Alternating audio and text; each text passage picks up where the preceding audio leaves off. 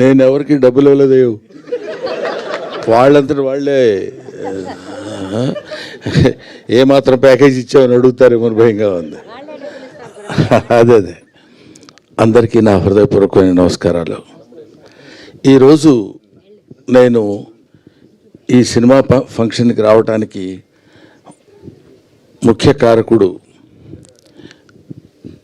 సప్తగిరి. ఇది బాగుంది, ఇంతవరకు చప్పట్లు కొట్టడం బాగుంది. ఈ తర్వాత ఎంత తిట్టాలో మీరే నేర్చుకోండి. నాకు ఒక ఇన్విటేషన్ లేదు, అవునా కాదైతే ముందు పెట్టుకుని చెప్తున్నా. లేదు గురుగారు, మీరు 6 గంటల తర్వాత అదిగా ఒకసారి గురుగారు మీరు దండం పెడతా గురుగారు, ప్లీజ్ నేను పెట్టండి, మీరు ఆశీర్వదించండి. నేను 6 గంటల తర్వాత నేను ఇక్కడికి వచ్చి వెళ్ళిపోవాలంట. ఏమయ్యా, మీ ప్రొడ్యూసర్ కూడా ఒక పిలుపు పిలవలేదు, మీ డైరెక్టర్ ఎవరో తెలియదు నాకు. పోనీ సినిమాలో యాక్ట్ చేయకపోయాను, వాళ్ళు ఎవరన్నా వాళ్ళు కూడా నీ ఇష్టమైతే రా, అది నీ అదృష్టం, లేకపోతే నేనేం చేయగలను, నీ అదృష్టాన్ని పరీక్షించుకుని నువ్వు రాగలిగితే మేము ఆనందిస్తామన్నట్టు వాళ్ళిద్దరూ సైలెంట్గా ఊరుకున్నారు, ఈయన ఊరుకున్నారు. నేను ఇక్కడికి వచ్చిన రీజన్ ఏంటంటే, ఒక్క విషయం ఈ అందరి తరఫున చెప్పాల్సింది. చిరంజీవి గారు మొన్న నా బ్రహ్మానందం ఆడియో రిలీజ్ ఫంక్షన్కి తన ఇన్విటేషన్ ఎందుకురా నాకు, నేనే వస్తాను అని చెప్పి వచ్చాడు ఆయన. మనం పెద్దవాళ్ళ దగ్గర నుంచి నేర్చుకోవాల్సినటువంటి విషయాలు చాలా ఉన్నాయంటానికి అందులో ఒక విషయం అది రీసెంట్గా నేర్చుకున్నాను. కాబట్టి తమ్ముడు సినిమా కంటే హాస్యనటుడి సినిమా సక్సెస్ కావాలనే కోరికతోటి నేను ఇక్కడికి వచ్చాను. ఇందులో పిలుపులు, బొట్టు పెట్టి పిలవటాలు అలాంటివన్నీ అది ఫార్మాలిటీస్, కానీ అవి స్నేహితుల మధ్య జరిగాయి, ఆత్మీయుల మధ్య జరగవు. ఆత్మతో కనెక్ట్ అయ్యి సోల్మేట్స్ ఉంటారు చూడండి, వాళ్ళతో ఉండదు. ముఖ్యంగా ఈ నెల రోజుల నుంచి, ఒక 15-20 రోజుల నుంచి ఇతను ఎంత శ్రమ పడుతున్నాడో, ఎంత కష్టపడుతున్నాడో.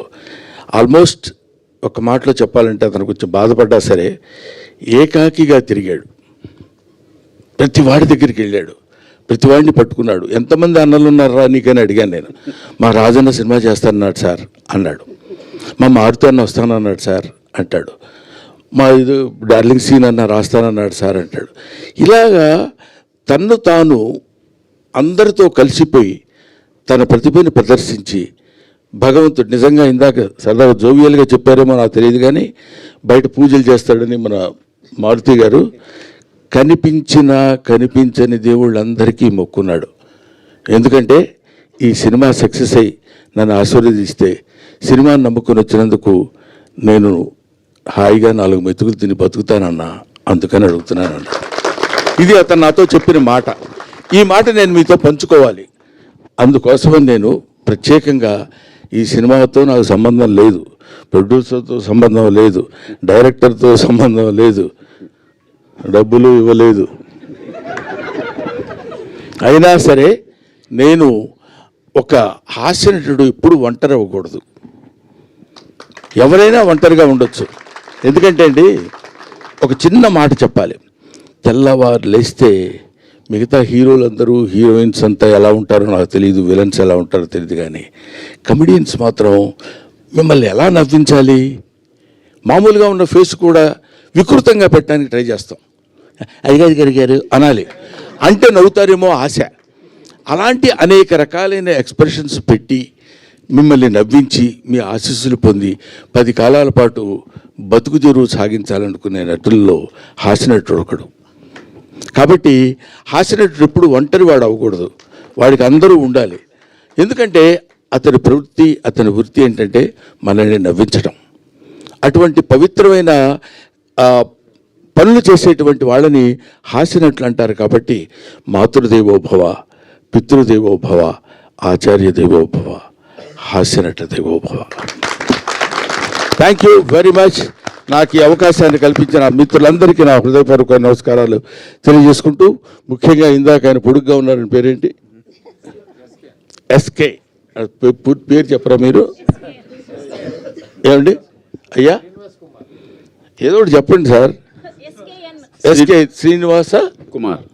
శ్రీనివాస్ కుమార్ ఎందుకు చివరిలో నాకు ఇంగ్లీష్ వచ్చు అది శ్రీనివాస్ కుమార్ నాయుడు గారు నా గురించి 2 ముక్కలు చెప్పారు.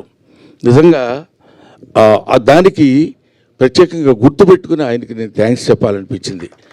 ఎందుకంటే ఆ మాటలు ఏవో బ్రహ్మానందం గురించి 2 ముక్కలు చెప్దామని కాకుండా those words comes from the heart and hearts of him. అది ఇలాంటి వాళ్ళ యొక్క ఆశీస్సులు ఉన్నంత కాలం బ్రహ్మానందానికి తిరిగే ఉంది, బ్రహ్మానందానికి బాధే ఉంది. ఒకటి ముఖ్యంగా ఈ సినిమాలో నాకు తను ట్రైలర్ పంపించినప్పుడు చూస్తే మా అప్ప ఉంది అక్కడ. నేను అప్ప అని పిలుస్తాను అన్నపూర్ణమ్మ గారిని, బెమ్మయ్య అని పిలుస్తుంది ఆవిడ. ఇది వాటికే కాదు, 40 సంవత్సరాల సుదీర్ఘమైన ప్రయాణం మాది.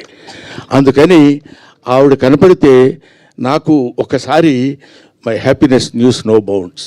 ఎప్పుడూ 4 decades బ్యాచ్ తిరిగి అటు తిరిగి అప్పట్లో ఒక చోట సినిమాలు ఉన్న రోజులు కాకుండా రోజుల్లో ప్రతి చోటుకి వెళ్ళి కష్టాలు సుఖాలు పంచుకుని ఒక ముద్దలు పంచుకొని తిన్న బ్యాచ్ మా అప్పది.